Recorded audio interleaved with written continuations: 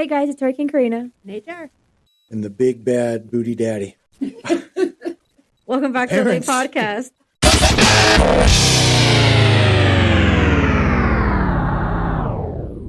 The law according to Eric. The funnier part about that is Eric has no ass. So That's true. Yeah. Oh, okay. I'm not you said that last time. You said it last time. Oh, I can't even say why you said that last time. But when you were saying that one person has a really flat back, I'm not going to say who, but you were like, it looks like mine, just back. Yes, mine is part of my back, but that's not why. So let me just explain. First of all, it was more about the daddy part. Oh. And there was I think he's still alive. There was a professional wrestler named Scott Steiner. That was his whole gimmick. He was the big bad booty daddy, the genetic freak, right? Okay.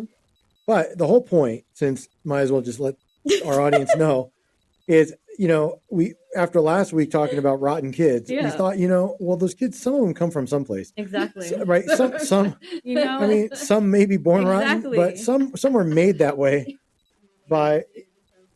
Or no, just they come from like shitty parenting. So exactly. So this week, in order, to be fair, we're gonna call out shitty parents. Exactly. Too. We can't just call out the shitty kids. It's half of the time.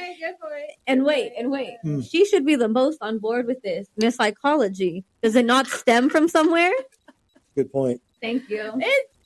Some of it is genetic. So it stems from somewhere still. Some of it is, yeah. So it still stems from it. A lot of it is, I see parents do this all the time. They threaten things and they don't follow through. That is like the biggest mistake you can make with your kid. It's talking about you? She's looking at you, but she's talking about me. Okay, exactly. And by the way, neither of us needed a master's in psychology to figure that out. Exactly. Before we dive in, though, I just want to let you guys know I called an audible because I didn't like the cookie lineup. Okay. So I got sprinkles. Oh, cupcakes. I love sprinkles. Ooh, I know. Cupcakes. I know. Do you? Because as a shitty parent who apparently is being talked about, I was just ordering enough for me. I didn't say jack shit about you. I didn't say anything about you. Why didn't I get a cupcake? I got a black and white. Okay. One sprinkles like the birthday cake. Oh, yeah. A red velvet, a Madagascar vanilla, strawberry, and a lemon blueberry. I'm gonna take the birthday because my birthday's coming. Yes, that's fine. I'm gonna have the black and white, and I'm pretty sure HR is gonna have. Well, I was gonna say I'm not. No, I'll get the. You get the red velvet. Well, let me just tell you. Sure, we could go half and half. I actually. Okay. I'm sorry. I actually thought HR was gonna go for the lemon blueberry. Oh. But whatever. I didn't pick the red velvet because we already said we're gonna go half and half. You know what? I hate to say it, but that's the least popular. Paulina's gonna have it. She'll take it. I like lemon. I do like lemon. I don't know about lemon, but I do. I like lemon. I like blueberry. I guess I like them together. I don't know. We'll find out. Yeah. All right. Well. And finally, all right. And while I know that our 10,000 plus audience loves these intros, and they go a little bit longer than they're supposed to, it's our banter. I feel like they like the banter. Probably so. It's okay. I really hope they like the banter. But they wouldn't listen if they didn't. It'd be so hard to get through the intro. No, yeah, that's true too. So before we get into Reddit stories about terrible parenting, shout out to an incredible bunch of parents. Yes. Right? The Midbar Maj crew. There you go. Yes. So Badanka Dory, what's up, girl? Right? Evelyn and Emily Billy. And Ron. Whatever. Yeah. Hey, Ron. Evelyn and Ricky. And Dougie, Bob, Jimmy, Ray, Bubba, Dudley, please, I Jessica, Amy, Aaron, Karen, and the rest of the Midbar Maj crew. Shout out to you guys. Shout out. I will be in town July 4th. That's a lie. There you go. You heard that, Ron. You heard it here. That's right. I'm just letting it. I'm talking to Badanka D. Just letting you know, girl. I'm going to be there July 4th weekend. You could have fireworks more than once. Just saying. Oh, we just lost a follower. Maybe so. All right. Ready? Yes. Okay. First one. Am I the asshole for telling my parents I didn't have a kid? They did, and they need to take care of her, not me. That's the title. Okay. My parents had me, 15 female, when they were 18 and 19. They always made it so obvious that they resented being a parent so young and added so that they never tried to be good parents. I typically spend most of my time at my friend's house, and I don't have extended family to rely on. They disowned my parents for having me so young, so my friends' houses were the positive in my life that made me feel more comfortable than being at home with my parents. who disowned her parents? The rest of the family. Oh, okay. Because the way it was written, you could tell this is emotional, but it almost made it sound like her friends. Remember, the writer's 15. No, I know. It's like the way she wrote is like her friends disowned her parents somehow. Like, okay, girl, commas, okay, periods, right? We period, need those. comma, semicolon if you have Please to. Please listen to these couple Come on now, English classes you're going to have. Right, at 15, you should a little bit better command of written language. That's why I kept pausing because there's no commas in it. That's what I mean. But all right, but go ahead. Okay. Go on. My parents never did the typical parent stuff like helping with homework or showing up to support me at school. I don't think they ever attended a parent conference for me. They ignored a lot of stuff that I needed to get signed, and I'd have to get right in their faces on the last day to get signatures. My birthday and Christmas have never been a big deal or celebration. They do celebrate their wedding anniversary, but that's a them thing. When they told me 2 years ago that they were expecting a baby, it really surprised me, but then it hurt because sometimes they said stuff that made me feel like I didn't exist. Like how they were so excited to have a baby and how they couldn't wait to be parents. A friend of my mom's did remind her of me, but then she and dad said I was basically the too early practice run and that this was the real deal. That's so fucked up to tell someone. When my sister was born, they were so attentive to her that I ceased to exist completely. I got sick and my school was trying to call someone to pick me up early, but they ignored all the calls. And when I got home, they said they had taken the baby out for a family day. When they got home, they hadn't even realized the school had called because they had turned off their phones to enjoy family time. My mom quit her job a month after my sister was born because she wants to be a stay-at-home mom, and she and dad want at least one more kid. My dad leaves work early on Friday so he can spend some time with the family, my mom and my sister.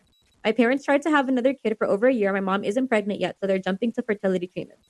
They told me that I need to watch my sister for a few hours every week while they attend those appointments, and they gave me this detailed list of stuff that she needs and what I'm going to do with her. I told them I won't and that they had her, so they need to take care of her because she's not my kid. My parents told me it's only a few hours a week and not a huge deal. The dad told me I need to look at it as me paying back all they did for me. I said no and told them that they don't give a crap about me, so why would I want to help them? Am I the asshole for this? Yeah, this obviously is not about babysitting. No. It's because she did not feel wanted her entire life. Exactly, yeah. If you don't have it in you to be a good parent, exactly. and you don't want to have an abortion, then please give your child up for adoption. Yeah. I mean, why would you bring a child into this world if you're resentful and make them feel guilty about their very existence every day of their life? Yeah, exactly. And then it's like, and then to say the comments out loud and in front of her, like, oh, she was just the too early test run. Like, this is the real deal. Like, you don't say that to a kid. Yeah, that is beyond. Yeah, so like you said, it's beyond her not wanting to babysit. This is just the resentment that has built up inside of her for the 15 years that she saw they didn't give a fuck about her. And it's like, now the baby's here. And I feel like to her, she might see it as like the patterns of like them falling back. Like, okay, this is how it started maybe for her. Like, they didn't want to take care of her here. And she just doesn't want to be like, burdened with that. I guess that's it. It sounds harsh to say, but it'll be a burden to her to have to take care of this baby. So. She's angry, and rightfully so. Yeah. So I don't think she's the asshole. I think she's holding her parents accountable to take care of the kid that they went and had. So yeah, I don't think asshole. Yeah, I agree. And I think if they had been like decent, loving parents and she felt wanted, I don't think she would have any problem at all with the babysitting gig. Exactly. But she's just so angry and resentful at these parents for not feeling wanted her entire life. Exactly. You don't think lemon and blueberry taste good? Oh my god. What? I'm sure. Yeah, right. That's why I got it. It sounded good. I got you the red velvet one too because I know you like those. What? Oh no! I mean about yeah, yeah. Look, look. This is not going to be a super popular opinion, okay? But I kind of do think she's a little bit of the asshole. I'll tell you why. I know. Don't give me the looks. Yes, mom and dad are fucked up. Mm-hmm. No two ways about it. Right. But I think that it's easy to lose sight of the fact that they were babies themselves when they conceived this 15-year-old, right? Who, so at this point, mom is what, 33, right? Dad's 32. What I'm saying, right. They're still at that. All right. So I understand at least partially that when young parents have kids and if they were indeed disowned themselves and everything was left up to them, they probably do want and need a little bit of a break, right? And some of the things that they're doing now are not really, at least I don't think, are actually designed to make the oldest one feel bad. Mm-hmm. I think they're finally feeling ready to be parents, right? Mm-hmm. And now they want to do things kind of the right way. So, and I don't think it's abnormal when a second and third child comes along, you kind of have lessons learned from the first one. Right. Like, oh, you know, when I did this with my oldest, it didn't really work out. Let me try a different approach. Yeah, no, absolutely. There's a learning curve. So, Yeah, but and especially there is one when you're 18, as opposed to 26 or 27 or 30 when you have your first child. My first was born, I was 26. Mm-hmm. So I was a little bit older, but I hadn't finished school yet and a lot of stuff. You know, I was definitely a late bloomer. Mm-hmm. My brother's oldest, my brother was 35 when he gave, you know, when his wife gave birth. Right. It's already a different place in life, Mm-hmm. a different dynamic. And that 10 years makes a difference. Now, as far as the turning the phone off and wanting that family time, again, it's hard if I'm the 15-year-old to see past the hurt that it might make me feel. Right. But at that, most likely when she was an infant or a toddler and they were 19, 20, 21, they didn't have the kinds of jobs or income where they could do that. You know, where one could stay at home and be a full-time mom, where the other could leave early and have flexible hours, where they could just turn off their phones for the afternoon. Right. A lot of adults can't do that now, like financially, right? So I think that it's easy to feel hurt by their parents' reactions to the newest one and wanting to have one more. But I think the hurt is a bit misplaced. And when I say misplaced, no, she means to be upset at her parents. Right. But the reasoning, I don't believe, is what she thinks it is. In other words, she's not looking inward enough to determine why she feels the way she does. She's blaming, right, the actions of her parents when she was herself a toddler or younger. And as they matured and recognized that they might have made some mistakes and they could do it better this time, she takes that as they don't love me. They never wanted me. Now, there might be some truth to that when she was first born. 18-year-old Eric would not have any clue on how to care for a child, let alone my own. Right. I would not really understand. And it would be 10 times worse if, you know, significant other to Eric at 19 or 18 also had no clue. And we didn't have any grandparents that we could go to for help. So while it's easy to be resentful towards mom and dad, I can't hit them as hard as I think Reddit would like me to. yeah, I totally. Yeah. So I figured as much. But this is what I'm saying. You're saying it as now that they've matured, they became better parents to her. They still haven't. Like, to her, they're still shitty parents. Well, that's the whole point. That's to her. According to her, that's how she feels. I'm not trying to invalidate her feelings, but her feelings are biased in a certain direction. All of our feelings are biased. Yeah. Yes, but again, that's why I'm saying that there might be another side to this that we're just not considering. That's all. There's always another side of the story, but it doesn't invalidate what she's feeling. I didn't say it invalidated. I'm just saying that she might be overstretching, or her feelings might be so strong because of, you know, what she believes, that it might skew the reality of what's really going on. Now, it's equally possible that mom and dad are absolute shitheads. They never wanted her, that they're really mad or whatever, and they're Would you have been angry if you had a baby at 18 and didn't get to live out your 20s? Yes, although that might have saved me from a lot of other issues in my 20s, but yeah, of course. But, and again, I'm not. I don't understand why people bring children into this world when they're growing up in a home with anger. I agree, and I also find it beyond hypocritical when teenagers get pregnant and they want to carry a child to term because of religious beliefs, yet for premarital sex it didn't seem to be a problem. But now all of a sudden birth control or post-birth control is. Right. I have a huge issue with that hypocrisy, right? Like, look, if you're willing to, you know, break God's law one way, you really shouldn't have a problem doing it the other. You know what it's like? Honestly, no, it's not not yet. I'm not there yet. It's like, this happens. I see this all the time. Like Jewish people, they get well, I won't eat pork and I don't eat shellfish. Right. But they'll go to any old fucking Chinese restaurant and order whatever. That food's not near kosher, right? But they pick and choose, they're selected. Now look, that's a little different than having a child with a broken heart. No. But I'm talking more about the idea where you have certain beliefs sometimes, but then you curb those beliefs for other things. So, for example, and I'm not saying necessarily about this couple. I'm just ranting about in general. people like that are like teen moms, like, well, I can't have an abortion because I'm Catholic and it's against our religion and I'm pro-life. That's great. But if you're Catholic, right, and you're practicing your religion, then premarital sex is just as big of a no-no. Yeah. Right. So why make it worse for the child and for yourself? It's almost like an act of mercy. Yeah. That's how I would see it. Right. But don't forget, I'm like a big flaming liberal and I believe that women have the right to choose and like religion has no place in the bedroom.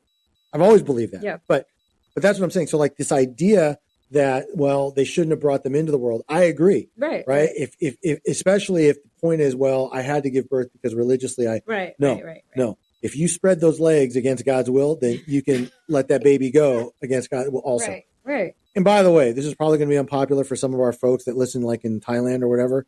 Okay. I don't believe that life starts at conception. No. I never have. Even before this became the biggest hot button issue, I'm going all the way back like 20 years in law school. Like, no. I personally think life begins when a child can breathe and eat and drink on its own. Same. If you need an umbilical cord to keep you alive, to me, that's no different than life support in a hospital. Yep. You just turn it off, you have no life. So I know it's black and white, and I know there's always exceptions, complications, but that's honestly how I see things. Putting all that aside, now that I've gone on this crazy rant, we started here, ended here. So I am going to give irresponsible parent Billy and Lucinda 3.5 dingleberries for saying mean, hurtful things out loud, because that's really what this is about. It's not so much about that they're having another child, it's about, or asking her to babysit or watch. It's about how teenage Lucinda feels about this new child and about how her parents are handling it as opposed to what she remembers when she was young and how they handled her. So, yes, they could be more tactful. They certainly could have had a bit more class when it came to some of the things they said. Even dumb jokes can be hurtful. Oh, that was just our practice run, like, or whatever. Maybe they were just trying to be kind of sarcastic, like bad humor. But if somebody's really annoyed, they're going to not take that as funny. They're going to take it as serious. So for all those reasons, 3.5 dingleberries.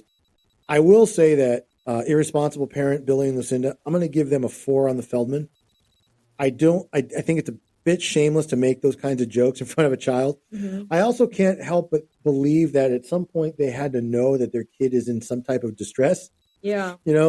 Teenagers don't typically hold shit in. They act out, and so if she's going on Reddit ranting like this, I can't believe that this has never come up. Yeah.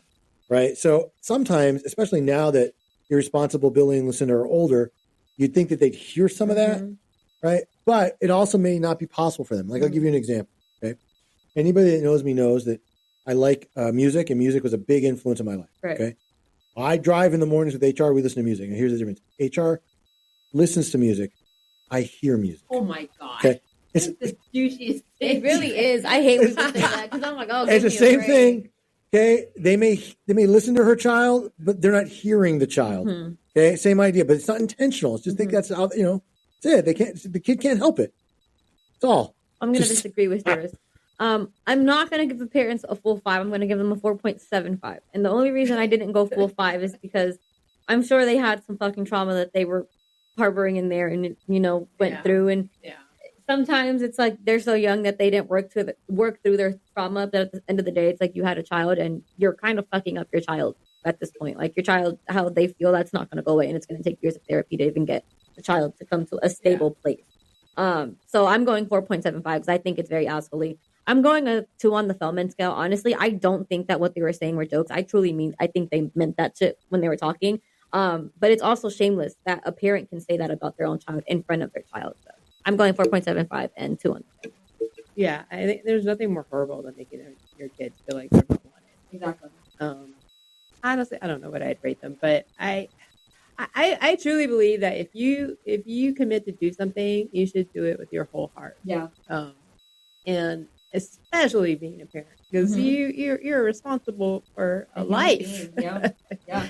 And this kid grew up with a hole in her heart. She feels empty. She feels like her parents didn't love her. Exactly.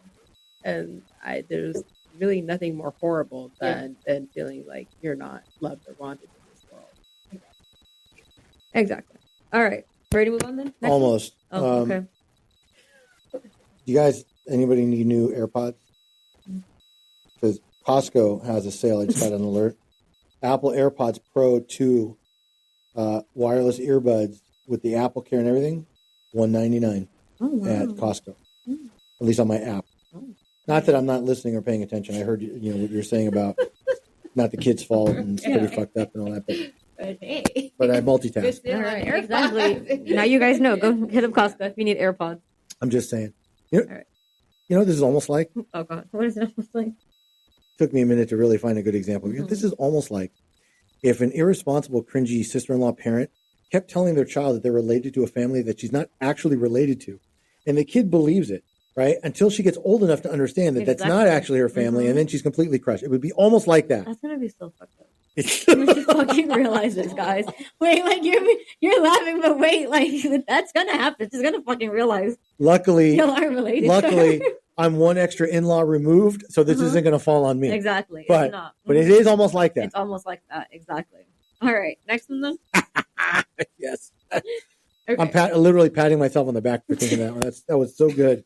It took me a minute. I was thinking, like, how am I going to relate this, right? But there we go. Bam. See, yours was nicer. I had one in mind, but I was like, that one was a little mean. Oh, sorry. Thank you for saying that, but because you reminded me of something else. So our new number one fan, Scott S., your Hurricane's birthday is the 10th. So if you did want to send something as a birthday gift, it's by the 10th. Let her know. What? He said he could. He said he would lick your Lucy. He said that. He would what? Lick your Lucy. He's just joking, Scott. We don't need gifts. Yeah, no, we're good. We're good. Karina won't even be here on the 10th. So There you go. Exactly. All right, next. You want to hear what it's almost like was for me? Yes. Starting strong. It's almost like when your cringy sister-in-law goes to a different country and just to get pregnant, comes back and then doesn't take care of her kid and makes you the babysitter for the child. Oh God, I should have thought of that one. That's so good. All right. That's my bad. You're dropping the ball. Sorry. All right.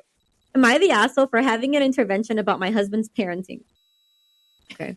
Oh, a whole intervention. An intervention, exactly. We have a 10-week-old baby. My husband. 10-week-old baby. Oh, you're in deep trouble. Yeah. All right. I feel a very controlling mom as part of this problem. But go ahead. My husband, 28 male, absolutely adores him and wants to spend every available moment with him. I know he wants to be an amazing father. However, he engages in unsafe behaviors like falling asleep on the couch while the baby is contact napping, leaving the baby on the playmat unattended while the dog is in the room, or putting the baby for a day nap with his bib still on. The husband claims that I'm too anxious and I'm making a big deal out of nothing. Oh, he's right. The baby can't roll yet and the dog won't hurt him. He holds baby firmly while sleeping, etc. And I admit I don't react calmly and I do freak out, which makes him act defensive. But he is being unsafe and it stresses me out. I feel like I can't leave him alone with the baby, which only offends him more. Last week, I had enough and asked my mother-in-law and sister-in-law to talk to him. They took my side and ripped him a new one. Now husband is angry at me and angry that I brought him into this and made it a whole intervention like he's such a bad dad. Am I the asshole for insisting my husband change how he acts around the baby and involving his family? Okay, I don't know what kind of dog you have, but if you have like a cute little right. golden doodle, Exactly. they're probably not going to attack the baby. It does sound like this kind of like new mom syndrome. I do understand the napping on the couch though. That I get where she's coming from because every parent has done that. You are so tired when you have a newborn. No. Every parent has done that. But I think he does it kind of like on purpose to keep the baby napping. And I understand that part because I've heard a lot of stories of the baby like either like going into the couch fold or like rolling over. It's very easy for a baby. How I see it is babies try to kill themselves every 30 minutes. So it's very hard to keep a child alive. So it might not even be the dad's fault. Kids like to try to die all the time. They jump off the shit. Well, all right. So first, let me just quickly respond to that. Mm-hmm. Most babies are like indestructible. But they try. But the whole point, the reason there aren't more infant deaths like that is because really kids bounce back. Yeah. No, they literally bounce. No, but they're like almost designed to kind of take like that newborn abuse. Yeah. Like they don't realize. Okay, wait. But going back to this particular post. So first, let me just say this, similar to what HR was saying. Mm-hmm. Even a pit bull or a German shepherd, they become very loyal and protective of newborns and babies in the house. That's the least likely thing is the dog attacking the child. Okay. Now, if the baby does something like takes the dog food or something, whatever. But I mean, a 10-week-old or whatever, or 10-day-old, whatever it is. 10 week. 10 week. Dog's not doing it. It's almost, it's 2.5 months old. Yeah. Dogs are mostly protective. They watch over them. Mm-hmm. Yeah. Right. I've actually seen videos where the dog senses danger and like drags the kid with his mouth away from something before they fall downstairs. Yeah. Okay. It absolutely is. This is anal retentive Lucinda freaking out over every little thing. Okay. And yes, I'm going to be a little biased. Okay.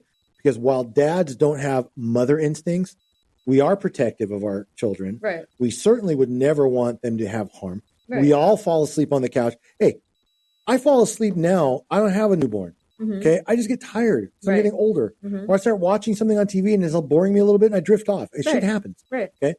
Kids have a way of waking you up because if they're hungry, if they make noise, if they move around, okay, whatever. Yes, I remember my ex-wife when our oldest Danielle was first born. She was also like super protective over every little thing. Right. Right. Beyond it's very common for a first child. Yeah. Yes. Yeah. And that's all this is. This is helicopter parenting 101, but she's applying it to her husband, which is worse. Exactly. Okay? Yeah. So having listened to the whole thing, the intervention, by the way, fuck that. Okay, that's a bit much. That's why. And then you probably feel like everyone's ganging up on the poor guy. Of course he did. Like they're ganging up on me. They have my sister, my wife, and my mother here, all telling me I'm a bad dad. And he just wants to spend time with his child. And that's why I'm saying that's why she's the asshole. She is. It's really the intervention, right? Did they take her side? Sure, because I bet you how she explained it was like, "Yo, your son Billy is about to kill your grandchild. I need your help." Right? She probably was all freaked out, like she is now. And when people are upset or they panic, then the way they explain gets everybody else nervous, right? Like, oh fuck, what's going on? Okay, take a breath. What really, So yeah, overprotective, anal retentive Lucinda. You're getting 4 dingleberries for forcing your husband through a bullshit intervention and making him feel like he's an unsafe parent when all he wants to do is hang with his little baby. Okay, I'm gonna go a 2 on the Feldman scale. Okay. Because you really did lose a lot of your shame when you call your in-law and his, and your own mom. No, his mom. I thought she called both. No, sister-in-law and mother-in-law. Oh, so you call his sister and his mother, drag them in because he's not going to say shit to his own mom, right? So you did that on purpose so that it wouldn't escalate to worse. Because if it was like her mom, like his mother-in-law, I don't even want to know what I would say to my mother-in-law if she came at me like that in an intervention. Fuck you. Got to help their relationship. Yeah. Yeah, but you can't say that to your mom. No, and exactly. But I will tell you what. If my ex-wife did that to me and dragged my mom and brother into an intervention, you better believe there'd be words after that when they left. Okay, so I get where Billy's coming from. So 4 dingleberries. Did I say more than that? I don't remember. You said 4 dingleberries and a 2 on the Feldman for overprotective Lucinda. I'm going to go 2.5 because at the end of the day, she's also a parent. And like you said, she's a new parent. And if this is her first child, I've seen moms and I've seen how they react and how they over-prepare. It's like, or they, they're just scared. And of course, it's a scary feeling. You're in charge of a life now. Yeah. So I'm not going to go more than 2.5 because while she's overreacting, it is validated on why. I can see why, she's doing it. So I understand. It is a 2 on the Feldman because she lost no shame calling his mom and his sister and had them all there. That's true. But I think that was the part that was a bit much. Yeah. But I'm going 2.5 because I'm validating how she feels. Yeah. Okay. You need to show this guy some appreciation. Yeah. I mean, as you know, Mom, it's not easy being a parent. I'm sure you're exhausted. Exactly. Let me tell you from personal experience, it's a lot better to have a guy who's with your baby all the time than to have a guy who's never taking care of your baby. Exactly. Because that's a great point. You know what? That's not fun. Yeah. We should find out who this guy is. Send him to Vegas for a week and then ask Lucinda how she is now. Oh my God. Just saying. Okay. All right. Next one. I'm ready. Okay. I was born ready. Am I the asshole for telling off a parent who fails to discipline their child? Somebody else's kid? Yeah. Yes. You just can't do that kind of stuff. I know we're going to hear it and we're going to laugh or whatever. Nothing provokes a parent more than some other rando going, you know what, you need to discipline your kid. See, I don't say it to them, but I'll walk by loudly and say oh my God, they need to discipline their kid. And I'll say it. No, I have thought that many times. I do that. Well, let me tell you the difference. HR thinks it. Hurricane says I say it. I'll be like, oh my God, whose kids are these? No one's taking care of them. And I'll look at them. But there is nothing more annoying and offensive for some random, I know, I'm just telling you, for some random person to go to like, man, you need to watch your kid and discipline him. Fuck you. Are you kidding me? But all right, but go ahead. Okay. Just off the bat, I'm telling you, this already bothers me. But go ahead. I take my daughter, 5, to swimming lessons every week. After the lesson, we have a recreational swim together, and we play water games like diving to get stinky toys, her doing flips underwater, etc.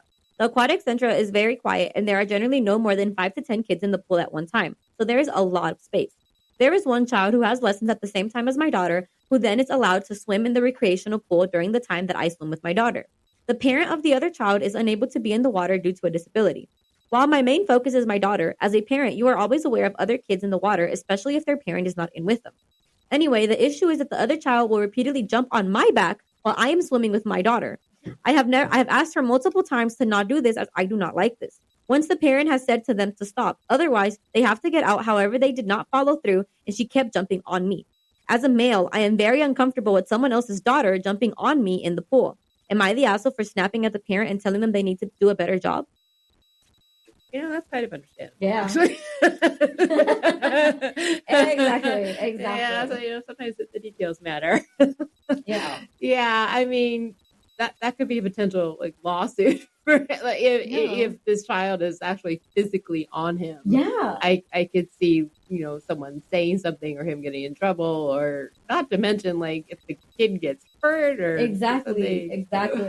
And then it's not to go there, but it's this is a little girl and this is a grown man. Exactly. You don't want that issue to arise either. And people make false allegations all the time. Exactly. And it's why is your kid jumping on first of all, why the fuck is the kid jumping on strangers' backs? That's stranger danger. Yeah. Teach your kids stranger danger first of all. Yeah, that's concerning. Exactly. Yeah. Exactly. But it's how is the mom okay with this?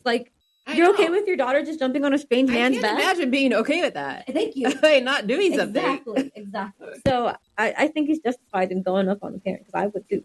I should let you read these out before I... And we all do that. It sounds like one thing and then it turns out to be another thing. Mm-hmm. So that kind of misbehavior, I do think deserves, a response. Yeah. And in that particular situation, the better response was to go to the parent. Because I'll be honest with you, I'd have gone off on the kid. Me too. Listen, you little fucking, cootie monster punk. I go to the deep end a little. Don't fucking touch me. Why are you anywhere near me?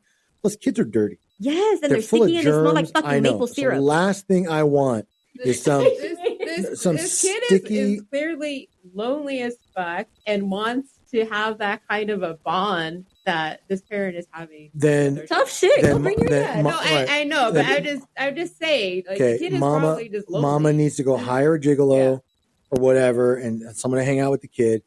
I get it. I'm just saying, me personally, you asked what would Eric do? Eric would go to the fucking ER and get a shot. Yeah. Because kids are grimy. They're full of germs. They're sticky. And they smell like maple syrup. Playground. They do. No, they do. Right? Or fish sticks. Yes. They always, but their fingers always smell like fucking maple syrup, and I don't understand why. And they're always sticky. Yes. Okay. And all I need is some kid fucking climbing on me. Then they want to touch you all the time, and they want to hand you shit, and it's I don't want stuff from your little hands. I know. I know. I get the same. Fuck that. Exactly. So jumping on my back, fuck no. Yeah. No. That's not going to be okay. Yeah. No. All right. So I'm only going to give not wanting to be touched Billy one dingleberry. I think that he could have just ignored it, or I don't know. How do you ignore that? No, I mean, or you could. He could have child on your back. You could have just hurled the kid off on your back. How do you ignore You just could have flipped him off his back onto the. So you flipped the child off into the pool. Yeah, it's the water. Yeah, it's that's hurt. safe. Water hurts. Yeah, nothing. Not like the fucking nastiness on my back. Yeah. What if well, then her parents should have kept her on a leash, like those kid leashes. They should. Those because monkey clearly, and I'm betting that's kind of the point there. The bear should be doing something. That's why he went. I understand, but that's why I'm only giving him one dingleberry for going to say something. And by the way, that's a thing. Those kid leashes. Yeah, they are. My aunt has some because she had twins. Yeah. So she had exactly. I can't imagine. Exactly. I mean, they were both boys. And I'm also going to say this. It'll be easier. Is it really? You know what? Absolutely. No, I'd put my not teenagers. Everyone's story is the same as yours. I guess I put my teenagers on a leash when they were little.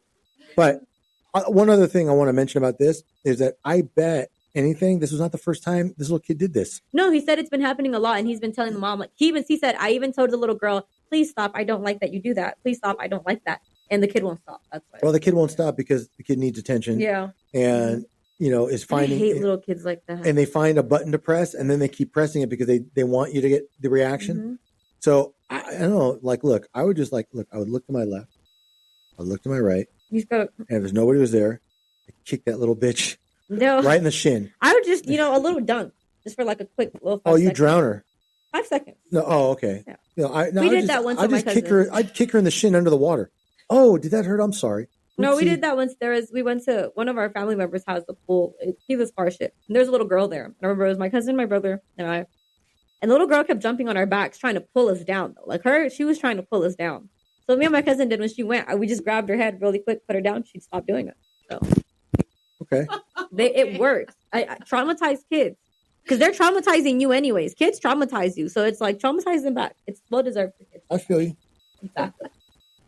All right. Next. Oh wait, I'm sorry. While we were talking, I think HR will get a kick out of this. You know who it's from too, but I got this email. Oh God. Confirmation. 72-point font. No. Yes, it should be there. Confirmation that I will see you in federal court on Wednesday at 1:30. Confirmed. Yes. We love our clients. Who's we? Yeah. Who's we? Anyway. Exactly. All right. Next one. Next one. I think our cupcakes were here. They're close. Hold on. Let me just see real quick. I mean, you can start reading. Okay. I can multitask. He says this every time. 7 to 8 minutes. Okay. And then he's going to ask what it says exactly. And I'm listening. Mm-hmm. Am I the asshole for mocking my brother-in-law's absent parenting? So, my sister, 32 female, and her husband, Parker, 35 male, have 2 adorable kids. Serenity, 8 female, and Destiny, 5 female. Those are all real names. They are. Parker. And they're from the middle of buttfuck nowhere, Alabama. And you don't make that shit up. I'm sorry. That's a church family. Parker, Serenity, I'm and serious. Destiny. That is. That's a church family name. It is. That's every Sunday. I'm here with my wife, Delilah. In a small town and my kids, Destiny and Serenity. And they all have one dentist, one lawyer, and one doctor. When I was in middle school, okay, I'm not joking. I swear, God is my witness, it's a true story. When I was in middle school, I was on the speech and debate team. Okay. It was a private school, and we had speech and debate. Okay, I was in 7th grade. Shut up. I was in 7th grade. It wasn't a bougie private school. It was called Valley School, literally the Valley School. It was on Sherman Way and Haskell, which is like the most good. I thought you were a public school brat. I was for high school. Oh, just for high school. Yes. Okay. Middle school, I was in private school. Okay. Anyway, no, trust me, there's a reason why my parents were like, fuck this. I bet. Kids going to public school now. Okay. But so in one speech tournament that I went to, there was somebody from the competing team. God's my witness. Her name was Chastity. That was her name. Chastity. Why would you do that to your child? Right? Yeah, that's insane. Okay. There's a better chance at me getting pregnant than this chick was not one of those church family, like, give me a fucking break. And that's only to say this. Look, when you name kids shit like Serenity, right? You're begging to let your kids get their asses kicked. What is yours? Kid named Chastity Bono. Chastity Bono. Yeah. But you know what? Celebrities get away with that shit. Yeah. Normal, everyday church folk, okay, they get away with that in their little community, right? But when you're in the real world, like in Los Angeles, like you're not in like, a little rural Tennessee or the Ozarks where it's like the one little wooden church on the corner, okay? If you're like in L.A. and you name your kid Chastity, you're literally inviting an ass kicking for your kid. I know someone right now that's pregnant and they're going to name their son Messiah, so just wait for that. You're laughing, I swear to God. I swear to God. Wow. So just wait for the bullying to come for that. Okay. All right. So let's continue with the story. Let's hear about it. Parker, however, doesn't exactly win Father of the Year awards. He works late most nights, spends weekends glued to his phone, and leaves the parenting heavy lifting to my sister. Now, I love my sister dearly, but watching her struggle while Parker plays absentee dad rubs me raw. I've never heard someone say it like that. Rubs me raw. Last night, it boiled over. We were at a family dinner, and Serenity, bless her heart. Oh, God. She really said that. Serenity, bless her heart, confided in me how she wished Parker would play catch with her like other dads do. Parker was literally right there, scrolling through Twitter as if she did not exist. I snapped. Not my finest moment, I admit, that I blurted out, maybe if your dad wasn't so busy being a thumb champion, he could find the time to throw a ball. Parker looked up, faced like thunder. My sister shot me a pleading look, and the rest of the dinner was as tense as a drum. She loves these little sayings. These metaphors, they're fucking annoying. I know. Now, I hate people that speak in metaphors. Oh my God, that's the most aggravating, It is, and especially when you don't know what the metaphor, like the saying means. I'd be like, what the fuck does that even mean? Yes. Okay, we were watching this redneck show, like Justified, where it all takes place in like the fucking eastern Kentucky mountains. They would have weird fucked up sayings like that. Now, what the fuck? Funny. They're only funny because we're watching the scene, so we get it. Right? Like, if someone just said it to you, like right now, if I just said, yeah, you're not understanding shit. There was a show that when I was a kid was on. You probably never heard of it, called Dukes of Hazzard. No. Okay. There was one character who was a sheriff, like a typical hick Mudlick, Alabama town or whatever. His name was Roscoe P. Coltrane. Okay. Roscoe P. Coltrane. That was him as the sheriff, and he would say shit like "possum on a gum bush" or whatever. And when you're a kid, you're like, "Oh, that's kind of funny." I was just thinking about it the other day. Like, I said that to HR, like, hey, well, that's like possum on a gum bush. We both looked like, what the fuck does that mean? And I think about, you know what? It doesn't mean anything. Like, it was just some creative writer trying to be all redneck, and he said something, and like the whole nation was saying it for a while.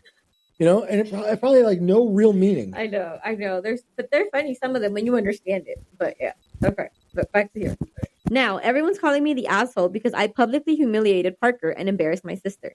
They say I should have pulled him aside privately and not made a scene. But honestly, how many private talks does it take before a man steps up for his kid? So, Reddit, am I the jerk for calling out Parker's abnormal parenting? Should I apologize? Let the judgment commence. She's so head ass for this post. Like, it's got to be really hurtful and frustrating to see your sister's husband like not stepping up, leaving her with all the work, and the kids are lonely and wanting attention from him, and I can only imagine the resentment that builds up. I do always think that you should approach people in private, rather than just call them out in public, because that never goes well. But it sounds like she had talks with him in private. Yeah. She said, how many talks does it take? Like private talks. Yeah, he just wasn't listening. Yeah. This guy is probably never going to be the father that you think he should be. Or the kids want. Yeah. That sucks. If the kid's like, I just wish you would go and play catch with me. That fucking sucks. I feel like every dad, even like for 5 minutes, goes out and can play catch for here and there. It is. But it's like the most minimal thing you can do. Am I the only one that thinks that this kid is gaslighting her dad through her aunt? What? This kid's manipulating the situation by doing that. Oh, I wish my dad would play catch with me like all the other kids, Auntie. And I'm saying that really loud so you can hear, because I've heard you in the past bitch at my dad, and I know that it gets him upset. So please do that again, Auntie. The kids are small. It's 8 and 5. I feel like... Hey, I don't give a shit how old they are. Kids know how to manipulate from a super young age. They don't quite understand that they're doing it. Okay? Like, it's not like... I don't think the kid was getting attention from the father, they would not have said that. All right, let me ask a different question. Says the father works nights. Works late. I think it said in the beginning. Yeah, he works late most nights. Spends the weekend glued to his phone. Okay, forget about. I know we're not at the weekend yet. Okay. Most nights he works late. Why do we think that is? Do we think it's because he could only get a night shift job at the local pharmacy or factory or whatever? Is it because they need the money and he's working overtime? Right. See, there's a lot more to this. Right. Is he a full-time law student at night with kids and doesn't get home till 10:30 every night? No, that part I understand. And leaves for work at 6:30 every morning. But what about the weekends? The work, no one's saying that's wrong. He's going on providing. If you can't spend time with your kids, you should not have kids. Yeah. I just think there's a difference between how time is spent. I understand that. And like I said, for the week where he works late, I completely understand. I had working parents my whole life. But weekends, if you're going to work all week, I feel like the weekends you could give a little. He does not need to be on Twitter all the time. All weekend. Exactly. Well, I see. Exactly. See, I feel like, look, I'm not there and I'm not witnessing it. But it feels like his sister-in-law resents him so much already that she's exaggerating a little of this. Maybe he doesn't win Father of the Year. Okay. And maybe he does spend more time, scrolling through his apps or playing games or whatever. There's a part of me, because look, and yes, this is triggering a tiny bit because I was a full-time student and worked full-time for the early years of my oldest and even for Maya a little bit. I was still, finishing school and all that stuff. And I remember I would go almost every weekend. I was studying the library. I had very little free time. Yeah, I felt guilty a lot of times. But that was different. Yeah, you had But we don't know what's going on with this guy. So the few weekends I did have where I was in between finals or whatever, I was so tired of everything. The last thing I wanted to do was start going outside. No, I still did. Right. Right. And I was a little different because I'm not the most outdoorsy kind of guy. Mm-hmm. So I would more take my kids to like the movies or do stuff like that. Okay. But that was also, to be completely honest, that was also just as relaxing for me because I could doze off. Yeah. Right? I could take them to go see some animated whatever. And I just, I wouldn't have to get here. I'll buy them their popcorn and candy that their mom didn't want them to have. Right. Like, here, kids, wake me up in 2 hours and whatever. So there's a part of me that is a little in line with Billy here. I understand. Now, if Billy is really that extreme, where it's almost like he's oblivious to the fact that he's got a wife and kids at home and that his kids miss having their dad, then yeah, he should have been there should be some kind of redress to that. I don't know that the way she handled it, sister-in-law Lucinda, was the best way. I agree that private conversations are used, especially because, and bear with me, I get where maybe in the past he's tried to have these private talks and nothing really came up. It's not so much that I think these need to be private discussions as much as I think they just shouldn't happen in front of the children. Right. If they were at a dinner party where no kids were there and this came up, like, your little daughter, Destiny, or whatever her fucking name is, she begged me to play catch because she says, you don't look. She would do like other dads. That'd be different, right? But when you do it and the kids are there, all you're going to do then is plant that seed in the kid, like even more. Like, well, maybe my dad really doesn't love me or whatever. And that's kind of fucked up. Now, we don't know, again, what's really going on. Maybe there's more to this. I see where she's coming from, the sister. But I'm going to give her 3.5 dingleberries anyway, because the issue is not whether he's a good dad. The issue is whether she took this too far in the way she approached it. And I think she did. Okay. So for that. Now, also, that's going to rank her a 1 on the Feldman. Because when you do that in public, in front of everybody, you've lost all shame in your game. You just basically outed him for being the world's shittiest dad in front of his kids and in front of their family and your family. Right? And you did it with a smile. That's how I'm feeling. So, and then worse, then you went to Reddit to validate yourself for doing that. Fuck you. Okay? You shameless bitch. So, there you go. I'm going to give her half a dingleberry. I don't think she was an asshole. I think this was an aunt who sees her sister struggling and sees her sister have a lot on her plate when the dad doesn't really do anything. And then to hear your niece say something like that to you,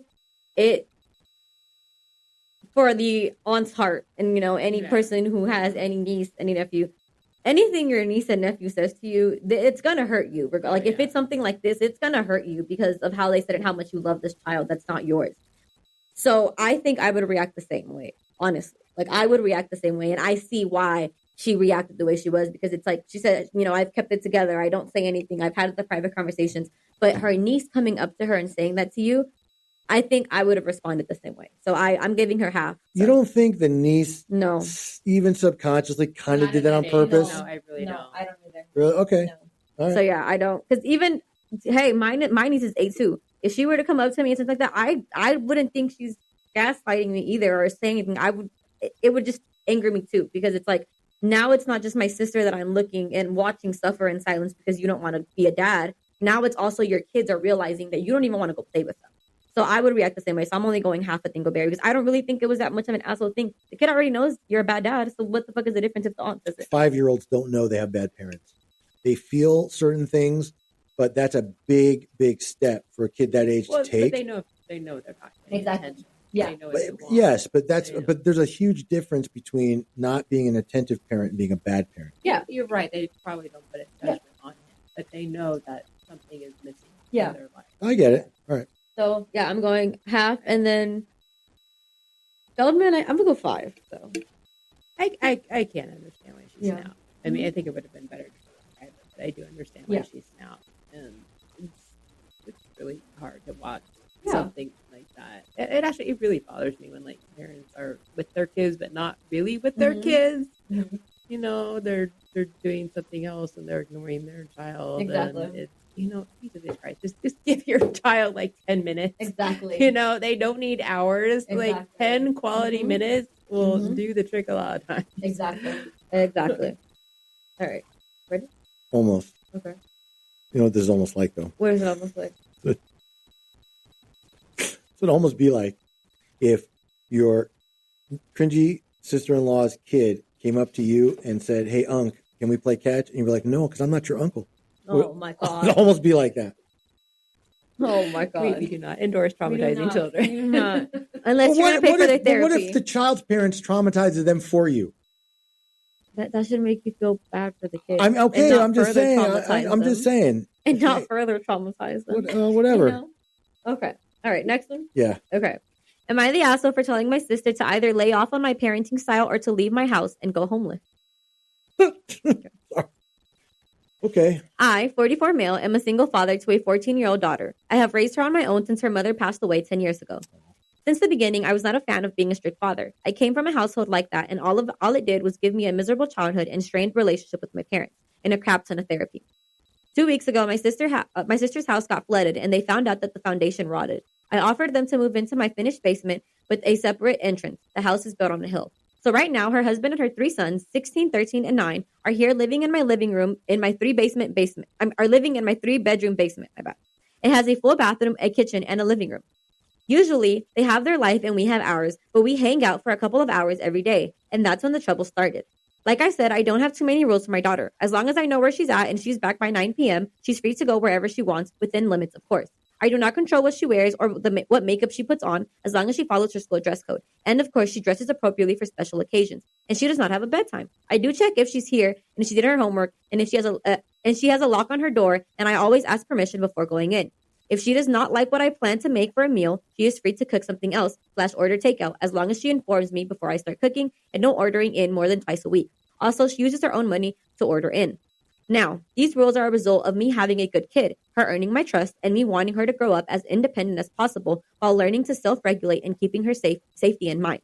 Sounds like a great dad, honestly. Yeah. Okay. My sister, on the other hand, is very strict. She has her kids on a set routine. They are not allowed to have closed doors except while changing. She checks their electronics all the time, and they are rarely allowed to go anywhere. They eat what she cooked or they starve. If she allows them not to eat what she made, that is. She is so on top of their schooling that I feel bad for the teachers. She's always emailing them or calling them even going to the school. They do not get pocket money and are not allowed to work, and even the 16-year-old has a 9 p.m. bedtime on school nights and 10 p.m. on weekends. I don't agree with her parenting, but I keep my opinions to myself. But now she is demanding that I give my daughter more rules because her kids are complaining and comparing themselves to their cousin, and they are rebelling.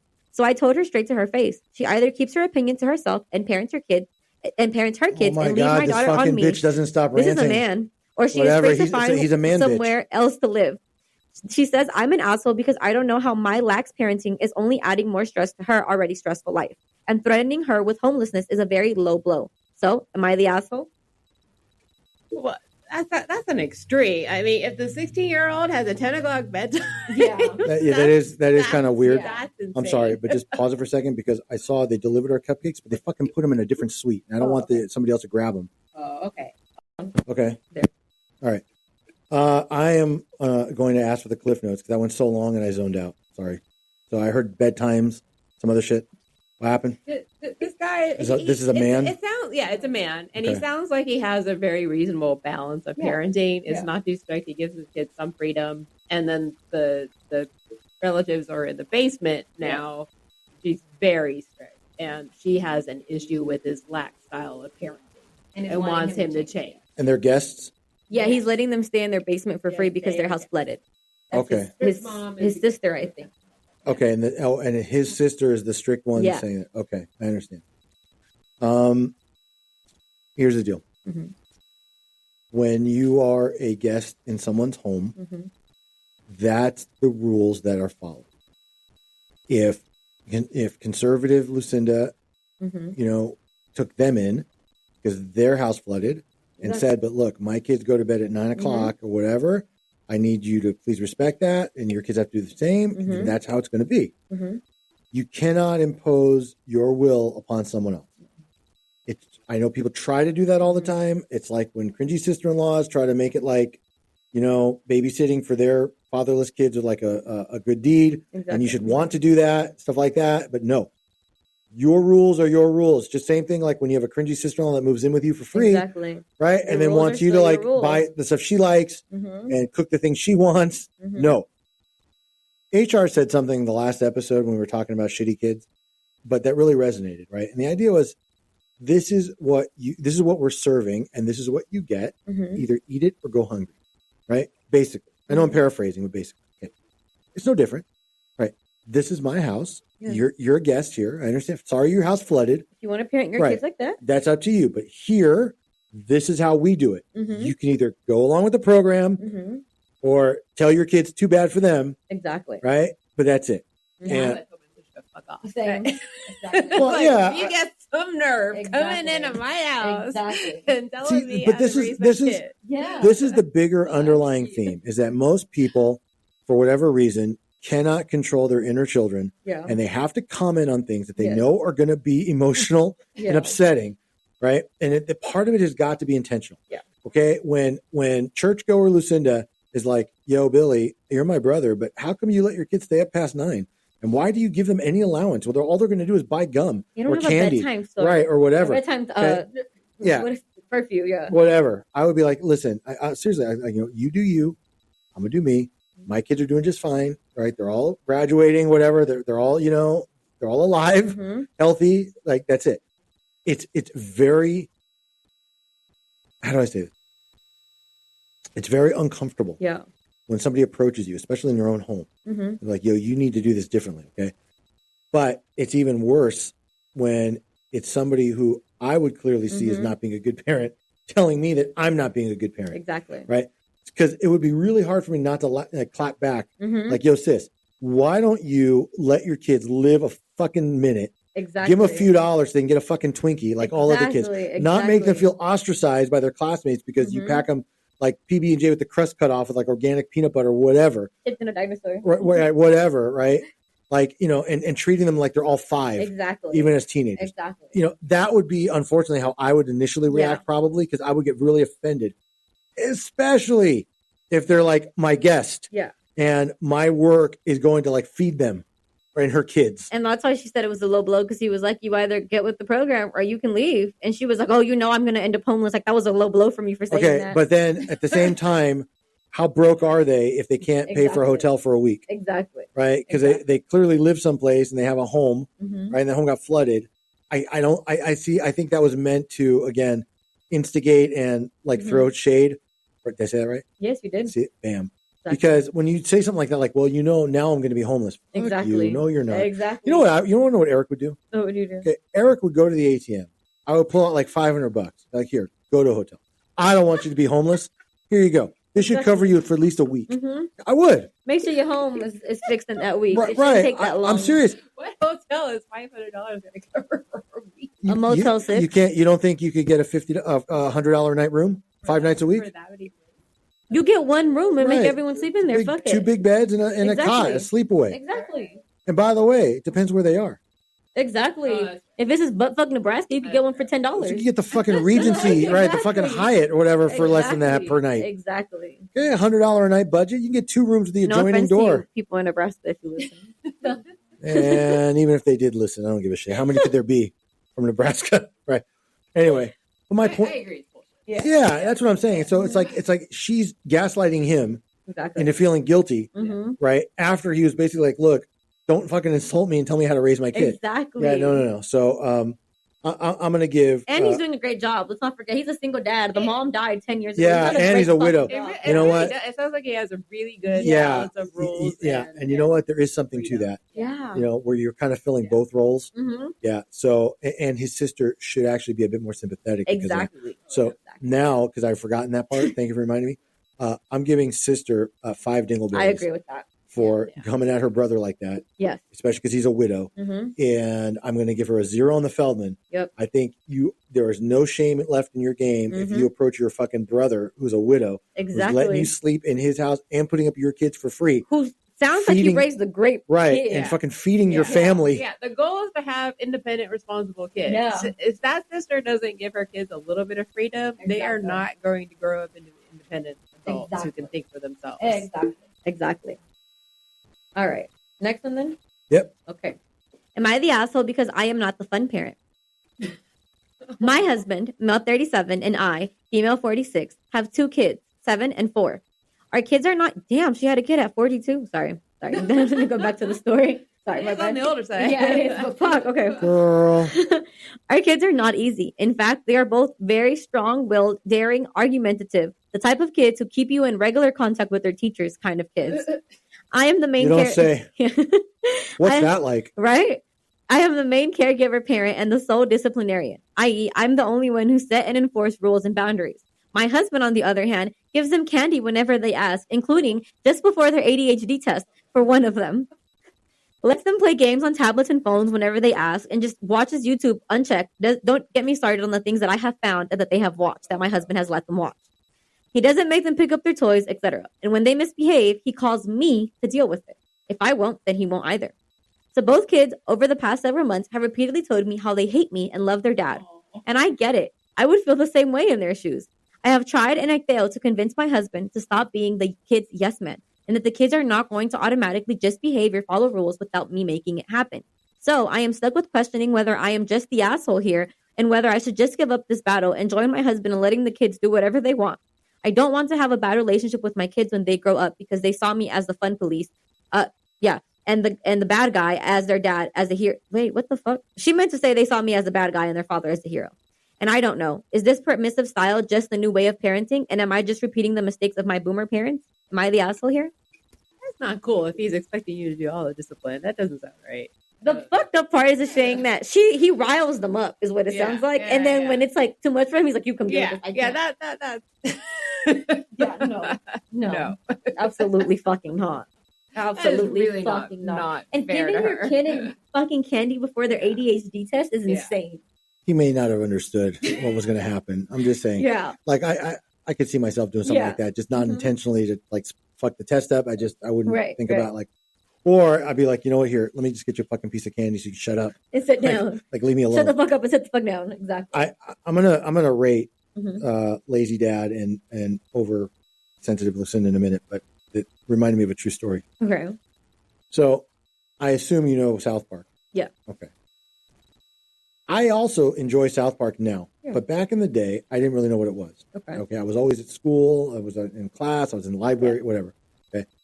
I happened to see a commercial for the South Park movie when I was watching something with my kids. Right. And I don't remember if it was Danielle or Maya, but she like pointed like she wants to go. I'm like, all right, fuck it. Let's go. How old was she? 6. Eric. And we walked right in.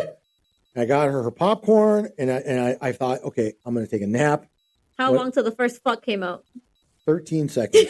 Exactly. The opening scene was a song called Uncle Fucker. Exactly. Right? Literally about a guy that fucks his uncle. Yeah.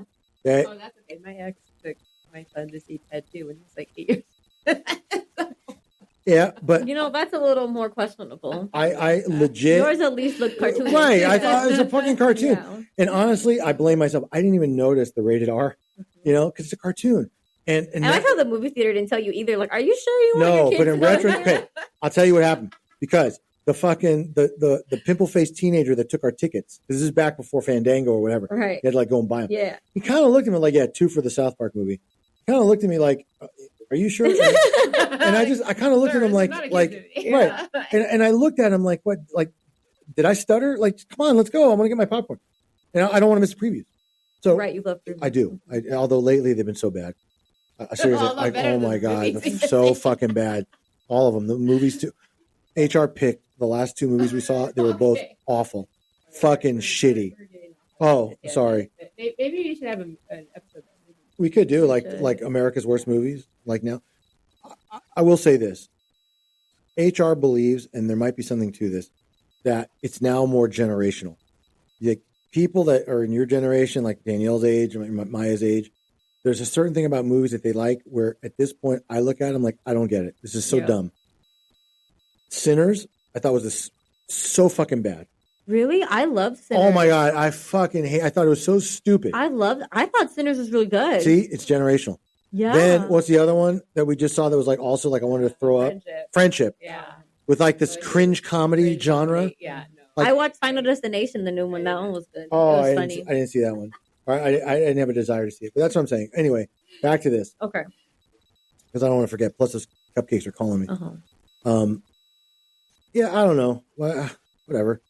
I mean, whatever. What? You didn't say anything before I forget. Yeah, I don't know. Whatever. He just wants the cupcake. Yeah, I forgot. I can't. I forgot the gist of this. Remember, bad cop mom and dad would rile them up. Oh yeah. Like, you deal with it. Well, okay. I think a lot of dads are like that. to be honest. Yeah.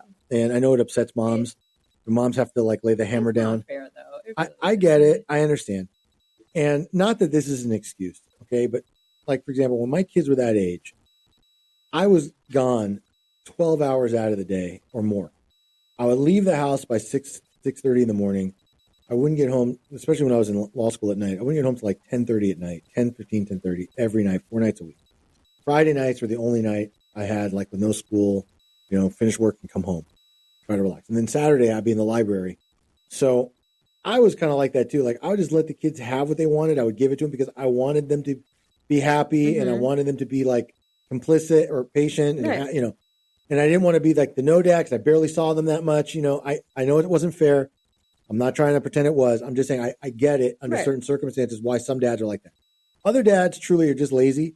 Other dads just never want to be the bad guy. Yeah. Right. I'm always the cool dad. Right. No problem. Mm-hmm. Other dads, like some I know, like just don't want to be bothered with this shit. Like, here, go watch fucking YouTube. Leave me alone. All right. The game is on.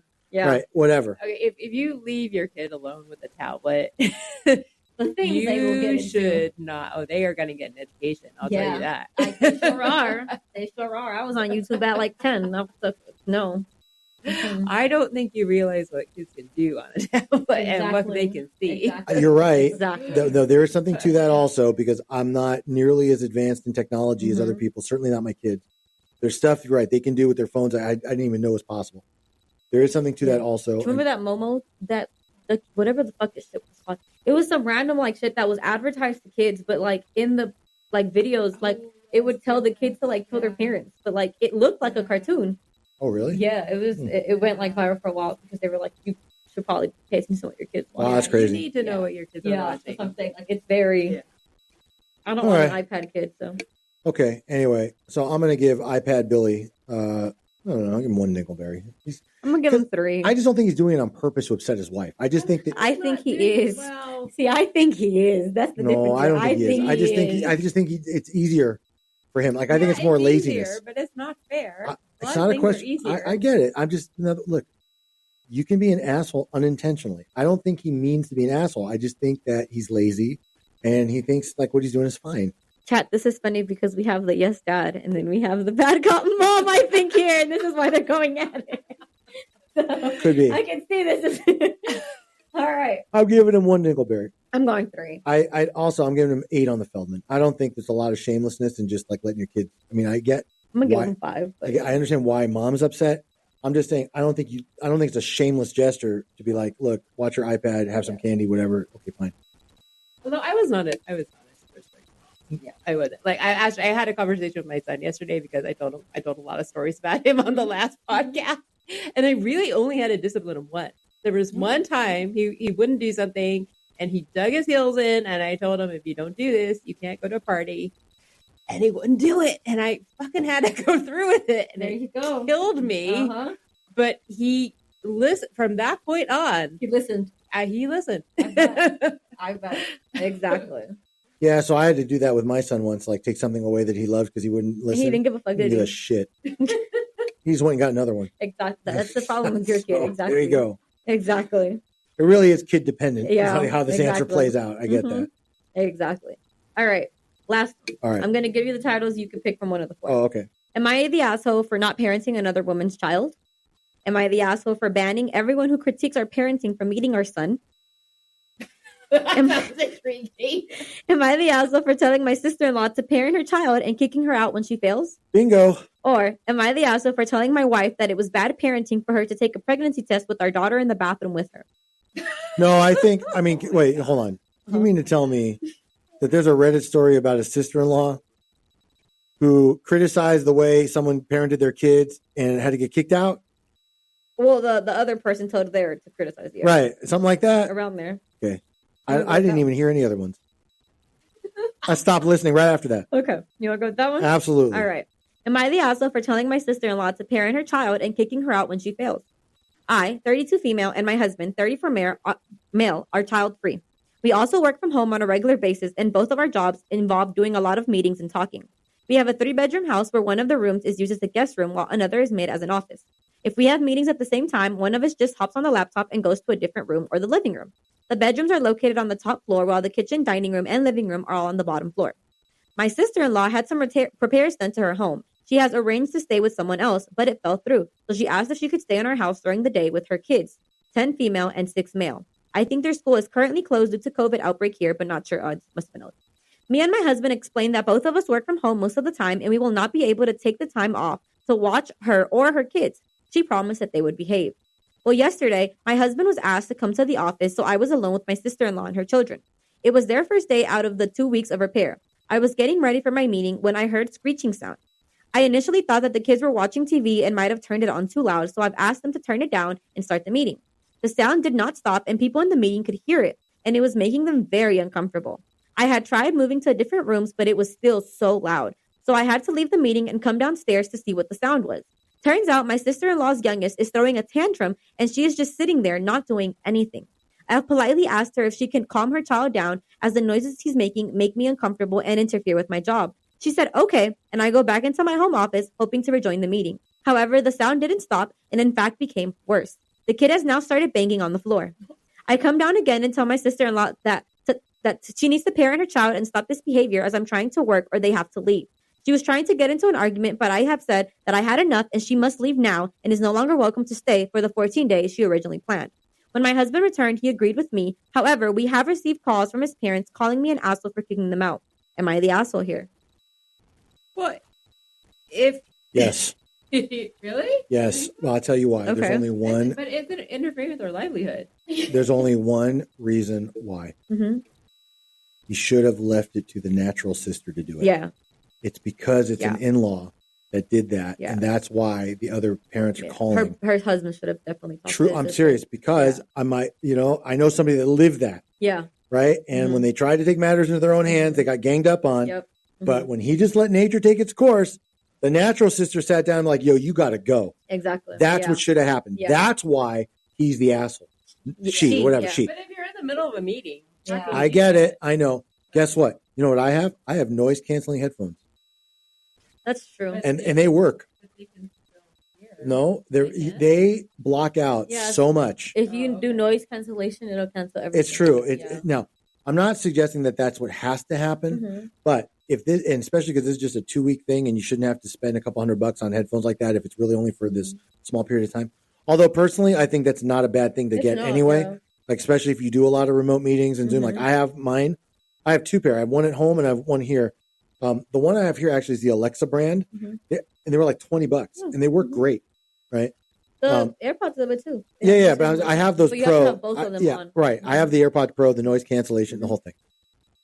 That would put an end to a lot of this, especially because her meetings don't go 8 hours straight. There's an hour or two, whatever. There's breaks in between. Wait, hold on. Can I add this part? Their house is available to live in. Only one room is being renovated. Their bedrooms, bathroom, kitchens are all available to use. She just wanted to stay with someone else during the daytime, as she is not fond of the builders and doesn't like the noise they make. So they didn't even need to do that. Yeah, okay. My asshole scale is going up. I had to add that. Yeah. My that's fine, and I understand. You don't want to deal with the noise, and you're going to make a ton of noise for. Exactly. I get that. My whole point is that some things should not be done by the in-law relative. Yeah, it's just going to be taken. You're right, but I can understand why in that circumstance you'd snap and like. I know you would snap. Yes. Yeah. Except here's the difference. Honestly, I would not go to my sister-in-law and start about her kids or my niece and nephew. I'll go to my brother. I'll say, look, I can't do this. Was the brother available? He was at work, I think. So what are you gonna do? I would wait. I would have to go to another room. I would shut the door. She did. I would put on noise cancellation, whatever. All right, let's say you're in the middle of it. Well, you don't have noise cancellation. You're working from home. You're in the middle of it. I understand. Yes, you can find 1,000 different examples to where maybe, but I'm just saying as a general thing, I would wait until my actual relative came back, not the in-law, and I would have a private discussion with that person. I would do it with my wife at the same time. I wouldn't, I want her to know that we're united in this, right? But yes, these are our jobs. This is our career. Okay, we can't have this happening. And the other thing too, you know what sets people off? I believe it's using the term parenting. You got to better parent your child. There's such an insulting connotation to that. Yeah. Even if it's not meant to be insulting, people will naturally get insulted and say, you need a discipline. Which should have been like, look, do me a favor, please. Please talk to Billy, little Billy. I just need him to understand I'm at work. Or that's a good point. It was not phrased very well. That, or get the fuck out. She said, "Get your kid in the controller. Get the fuck out." But exactly. but that's what I'm saying. Right. So it was already being set up to be confrontational and upsetting. It was passive aggressive. Right. That was aggressive. That wasn't she passive. Didn't say "get the fuck out." I was paraphrasing. No, but I'm just saying. Well, I'm saying so. I could also see where that would put the person on the defensive and they would set them off a little bit. Because if somebody came at me like that too and used those words specifically, you need to parent your kid better. You need to learn how to discipline your child. Like, fuck you, right? But if somebody comes to me and says, listen, do me a favor. Could you please keep him in the room with you for at least till I'm done with these meetings because the noise is really hard to deal with. I'll get some noise cancellation stuff next week when I have time, but just for today. Like I would have done it more like that, especially, and I know it's going to sound weird, but especially with an in-law.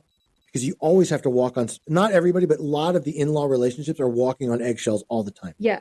But to add to you, she did come nicely because she said I thought I remembered that. She said, I politely asked her the first time if she can just calm her child down because the noises he's making interfere with my job.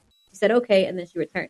She only went up on her when the kid didn't stop. And no, I get it. But I also don't know how nice that really was or what happened after, I'm just saying I could see where that might trigger someone if like they get approached by their in-law, like their sister-in-law, so having said all that, so I am going to give poor disciplined Lucinda 3 dingleberries for not being more respectful of her brother and sister-in-law's house or sister-in-law and brother's house and the noise levels and I'm pretty sure she knew they worked from home. But I'm not going to go higher than that. Again, I think it could have been handled a little differently. It probably should have been. I'm also only going to go 5 on the Feldman. I don't think it's totally shameless to approach. I think it's a little bit. I think it should have been done by the brother and not her, or it should have been together, right? Not the one-on-one. And, but I don't think you lost all your shame by pointing out that you have a job to do and you can't do it while this ruckus is going on and you need the racket to like stop. So. I don't think she's, I'm going to give her 0. I don't think she's yellow. So honestly, I would have done worse. So 0 for me. If someone were doing me a favor and letting me stay in their home and I knew they had to work, I would have taken my kid outside or walk or something. And I don't think it's shameless because at the end of the day, that's her fucking house. Like, that sucks to say, but it's her fucking house and you're making a big tantrum. And like, you can't, she can't stop a child's tantrum once a child is in it. Most of them, they're going to go. But you can take the child outside. You can put the child in the car. I always did that in a restaurant. If my kids were being loud, I took them out because I'm not going to mess up everyone else's dinner. You know what? That's funny because that reminded me of a true story. And no, I was exactly opposite. So we went to a dinner one time. We had all the kids with us. And this is when Matthew was the infant. And Danielle, I think, was 8 or 9. Maya was maybe 7 or 6. No, Maya was 6. Matthew was maybe 1.5, something like that. I don't remember, in that range. And like a lot of kids, he knows that it's different sitting in a high chair or a booster as opposed to like a normal chair. Right. Right. And he was very like Matthew would get upset at that. He wouldn't want to sit down. He didn't care. Crying. And finally, like the manager came up to us and he was like, look, you got to take your kid out. And I looked at him and I'm like, I don't understand. Is this a family-friendly restaurant or not? It was like a TGI Fridays. Because like, why do you have kids menus if kids aren't welcome? And then like I got really offended. Like and I knew who it was. It was this old crotchety couple that bitched because I saw them. Okay. See, but I'm the person who bitches when kids yell too much too. I get it. And honestly, it depends like how much is going on. Yeah. How loud it's going But my point was, this is a TGI Fridays, right? Yeah. This wasn't like Mastro Steakhouse. This is a kids menu place. And I can't help but I think my position used to be like, you know what? You guys were all kids once. You want to tell me you didn't go through this with your kids or your kid? Like. See, okay, this is where I say no. I didn't throw tantrums, but because I was deathly afraid of my mother, and my mother did not fuck with me throwing tantrums, and I knew if I threw a tantrum outside, that was my ass when I got home. So not all kids. Me and my brother, we did not throw tantrums. No. I can tell you that. So no, like that's like no, that's probably a good point. Tantrum, I would pick them up and we would go. Exactly. And I knew that was my ass. But let me tell you what, I also think it matters where you are, because I'm being serious. If I was in a movie and that happened and it was disturbing everybody, I would take them out. Okay. A restaurant is already noisy, like a place like Fridays, and there's other parents there with other kids, maybe not as loud or as little as Matthew, but it wasn't like we were sitting like in a play. right? Where like the lights dimmed and everything's silent, and you're ruining the evening for everybody. There's lots of kids there, lots of families. Everybody's like at their crayons or whatever. It's just this one fucking crotchety couple happened to be sitting closer to us than they were to somebody else. Yeah. Right? But I know. But my point is, I feel it like when somebody comes up to me and criticizes something about my kids. It's the old saying: you can say whatever. Like my kids can. I can say whatever I want about my kids, but you can't say whatever you want about my kids. Right? No, I remember going to the kids to a restaurant, and the manager wouldn't sit as next to an elderly couple because he assumed that they were going to be loud. And I remember thinking like, yeah, you don't know my kids. Like my kids are very well behaved in restaurants. And that really pissed me off. Yeah. No. Yeah. I don't have kids. I don't have any stories to share. I don't like kids either though. So I know. Yes. We've heard that before. I got you. So, okay. Before we wrap up. So as the world heard, Hurricane's got a birthday coming up soon. I am. And so we're going to try our hardest to get some episodes in the can, so to speak, so that we don't miss any time coming up. And if so, give us a break. Yeah, I mean, what we will do is, you know what, we'll post some older ones, like before we had like in the thousands, because there's probably a lot of you that, unless we're you went running back, out a lot. Of I know, and we're also like struggling to like find new, like unique content because I think we've crossed over a few times. Topic, I know. So if you have any suggestions, feel free. Happy to try them out if we can. Finally, I am serious. 4th of July weekend, girls. I'm going to be in Vegas. Badonka D. I will be in Vegas this weekend. All the way to Badonka D. To the Thursday. To the next Thursday. Oh. So. Would it be... I need just give me your straight, honest opinion. Okay, I don't care if it's still recording or not. I just need to know. I was going to get a shirt made that said like Zaddy, for me and my brother for his birthday. Oh, God. And we're going to wear it. Why do all these dads? And we're going to wear them It's so for 4th of July. It's very disturbing. And you know what it is? It's a white dad thing. You only see them. She didn't deny it. My daughter told me that my ex-husband. I think it's a white dad thing. I'm not even gonna lie, because it's a lot of white dads I've seen with shit like that. My whole point was she was horrible. I bet she was. That poor Rose. She needs some therapy. Okay, because he's turning 50. Right. Josh is turning the big 50. Yeah, that's why. So he's like a zaddy now. You know what? I don't think it counts when you call yourself. Yeah, it does. I need your help designing these shirts. That's a good point. Somebody else call you. I need your I need your help to design. I'm going to do this. I need your help to design these shirts. He and I are going to have Brother Zaddy. Oh, the Zaddy Brothers. Oh, can you? You know what? Hold on. Don't hang up. I want to see if that. Don't hang up. I want to see if that domain is taken. I'll give a website for that. What do you want a website for that from? That's awesome.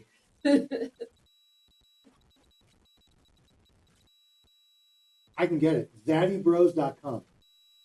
What are you going to do with that? Oh, I don't know. Maybe sell merchandise for the Zaddies out there. Etsy has that already. I'm looking at it. Whatever. Giving Zaddy vibes. Zaddy in the streets. Dad in the streets. Zaddy in the sheets. Oh, I have a shirt like that. No, that's, you know what? I have a Harry Potter shirt. That's right. Wizard, Muggle on the streets, wizard in the sheets. You damn right. The one that says, "Who's your Zaddy?" The one that has the definition of Zaddy. Yes. Great, world's greatest Zaddy. Yes. Yeah, these are all on, but they're already on Etsy. Well, it doesn't matter where they are. It just means we got to get them. That's a good one. What? Okay. Don't you understand? You don't understand because you're not a parent yet. But one of the awesome, true joys of older parenthood is being able to embarrass your kids like that.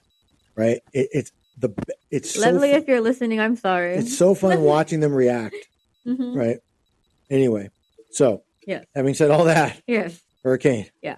Tell them where they can find us. All right, guys. Thank you all for listening. We appreciate the support. Remember, you can find us on Instagram at The Pentomic Confirm. You can find our podcast Instagram at The Late Podcast. You can visit our Twitter and TikTok at Pentomic Confirm. You can visit our website at eblawfirm.us, or you can email us at info@eblawfirm.us. Bye, guys. Bye. Bye.